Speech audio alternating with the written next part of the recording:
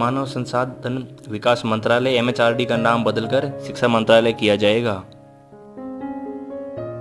पढ़ाई की रूपरेखा 5+3+3+4 के आधार पर तैयार की जाएगी। इसमें अंतिम 4 वर्ष 9 से 12 शामिल है। 5वीं कक्षा तक मातृभाषा शिक्षा का एक माध्यम बनाया जाएगा।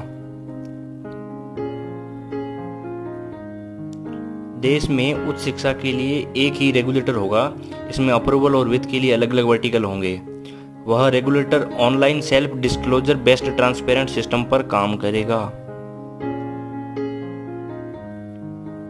मल्टीपल एंट्री और एग्जिट सिस्टम में पहले साल के बाद सर्टिफिकेट, दूसरे साल के बाद डिप्लोमा और 3-4 साल के बाद में डिग्री दी जाएगी।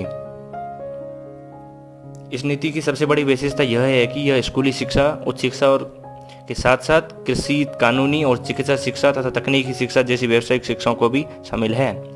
अब कला, संगीत, शिल्प, खेल, योग, सामुदायिक सेवा जैसी सभी विषयों को भी पाठ्यक्रम में शामिल किया जाएगा, जिन्हें अतिरिक्त पाठ्यक्रम नहीं कहा जाएगा।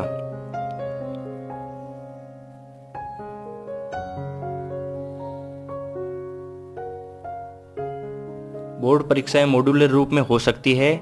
अब बोर्ड परीक्षा रट्टा मारकर याद रखने वाले सिद्धांत को हतोत्साहित करते हुए ज्ञान और योग्यता आधारित होगी।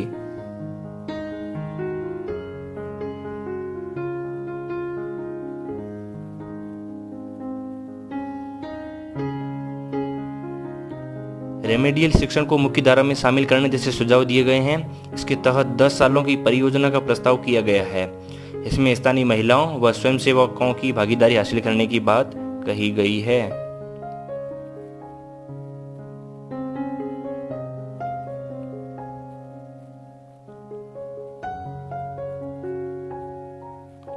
गिफ्टेड चिल्ड्रन एवं गर्ल चाइल्ड के लिए विशेष प्रावधान किया गया है। कक्षा 6 के बाद से ही वोकेशनल को जोड़ा जाएगा।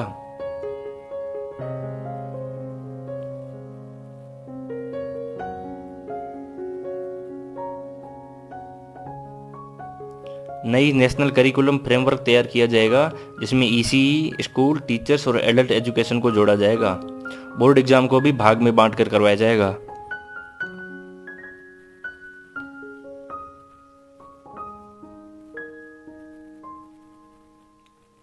वर्ष 2030 को हर बच्चे के लिए शिक्षा सुनिश्चित की जाएगी।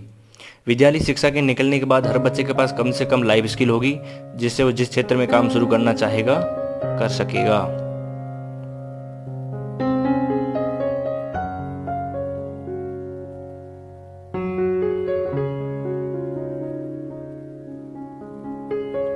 नई राष्ट्रीय शिक्षा नीति 2020 में राष्ट्रीय परीक्षा एजेंसी द्वारा उच्च शिक्षा संस्थानों में प्रवेश के लिए कॉमन एंट्रेंस एग्जाम का ऑफर दिया जाएगा, लेकिन यह अनिवार्य नहीं होगा।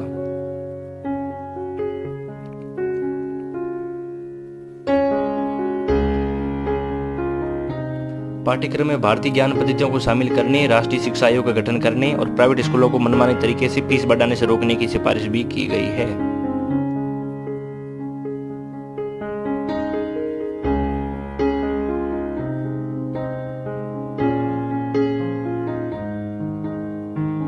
नई नीति 2035 तक हाई स्कूल के 50% छात्रों के लिए उच्च शिक्षा तक का पहुंच विस्तार करना चाहती है और इससे पहले सार्वभौमिक वयस्क साक्षरता प्राप्त करेगी।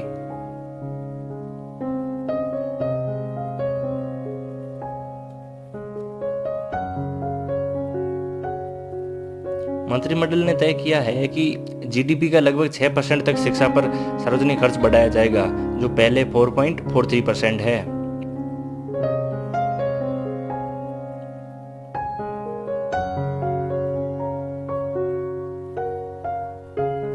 4 साल का डिग्री प्रोग्राम, फिर MA और उसके बाद बिना MPhil के साथ PhD कर सकते हैं।